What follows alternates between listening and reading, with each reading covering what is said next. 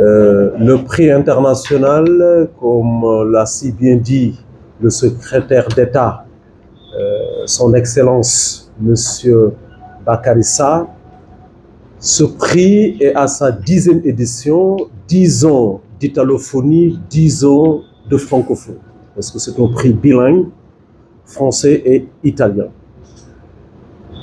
Le choix qui porte naturellement le nom de Léopold Sédar Senghor, donc le grand poète, le père fondateur de la nation sénégalaise, le premier président de la République, l'homme de la philosophie de l'interculturalité, donc je peux même dire le Bergson africain. Nous avons pensé à travers ce prix, ayant naturellement comme finalité de valoriser la pensée senghorienne, son parcours multidimensionnel. Et je pense que 10 ans de parcours, c'est vraiment intéressant. Mais le prix aussi a une autre finalité. Et cette finalité, je pense que c'est une finalité primordiale, c'est de promouvoir surtout l'idée et la philosophie de la paix, le dialogue, comme nous l'a si bien appris Senghor, l'idée de liberté et l'amour entre les peuples. Ça, c'est la première finalité, d'ailleurs une finalité importante. Et en second lieu, voilà, promouvoir la pensée senghorienne. Ce prix, depuis 2015 à nos jours, a toujours reçu une bonne participation, pour ne pas dire une excellente participation, parce que dans le monde, il y a 300 000 poètes qui suivent ce prix. Donc on reçoit à chaque année en Milan des poètes qui viennent de partout participer. Et cela rentre dans le but de valoriser d'une part l'écriture poétique et de l'autre côté le nom de Léopold Sédar Senghor. Valoriser Senghor, cela veut dire, surtout dans un contexte européen, c'est toujours œuvrer dans ce but que vous savez tous, c'est valoriser la culture et je dirais même la littérature négro-africaine. Et en particulier la poésie, le rôle de la poésie dans la société. Ce prix a reçu beaucoup de, je dirais, de patronage, de parrainage.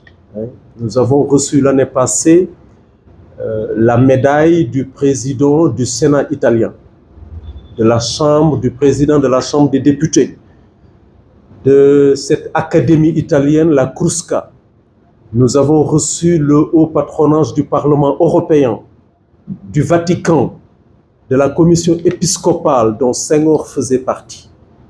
Un prix très connu, et nous avons décidé cette année de lancer la 10e édition à Dakar, cherchant à impliquer le ministère de la Culture dans ce projet, un projet de haute facture, parce que, il faut le dire, c'est ça la 3e finalité, ce prix tend à valoriser notre pays, le Sénégal.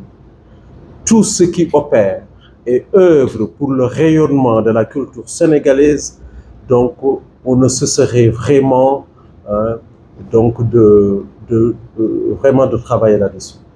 Nous avons demandé le haut parrainage, le haut patronage de son Excellence, le président de la République, M. Bassirou Diomaye Diakhar Faye.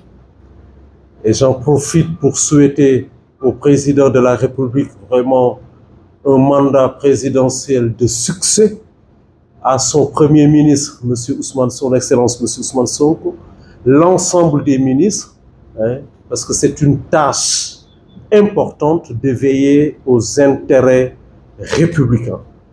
On est tous patriotes et l'estime envers le chef de l'État pour son sens viscéral, pour la construction d'une nation unie, d'un peuple uni, allant vers la liberté et la démocratie. C'est ce que nous a appris Léopold Sédar Senghor. Voilà pourquoi le but même, je dirais, de ce prix, œuvrer surtout pour permettre que le Sénégal puisse encore briller dans le firmament culturel mondial. Donc, le prix est lancé aujourd'hui. Le règlement sera sur le site de l'Académie et sur le site du prix. Nous avons déjà reçu avant, parce que je suis bien arrivé vendredi, l'ambassadeur de la France à Rome m'a adressé déjà son haut patronage à la 10e édition. Donc, et de tous les, en fait, le réseau des instituts français d'Italie, parce qu'ils appuient chaque année que je fais, donc, au succès de l'organisation de ce prix. Et je le répète, 10 ans de francophonie, 10 ans d'italophonie, 10 ans de dialogue entre les cultures, où le prix se veut vraiment une plateforme importante pour surtout enfanter l'idée du partage, l'idée du dialogue, le dialogue des cultures. Et ce monde aujourd'hui a besoin de ça. Nous devons parler de paix. Là où il n'y a pas la paix, on ne peut pas parler de culture, on ne peut pas parler d'économie. Donc le prix vise à la promotion de la paix. Et je pense que c'est important. Et l'appui justement de notre ministère de la Culture, l'appui, et aujourd'hui on le voit, la présence du secrétaire d'État, démontre naturellement combien ce nouveau gouvernement tient à opérer pour que le nom de Senghor reste dans la mémoire collective. C'est un succès déjà. On est à la 10e édition et ce nouveau gouvernement nous reçoit. Donc je vous félicite et je vous remercie vraiment de cette tâche très difficile et je sais que Dieu vous accompagnera donc sur le chemin du succès. Merci.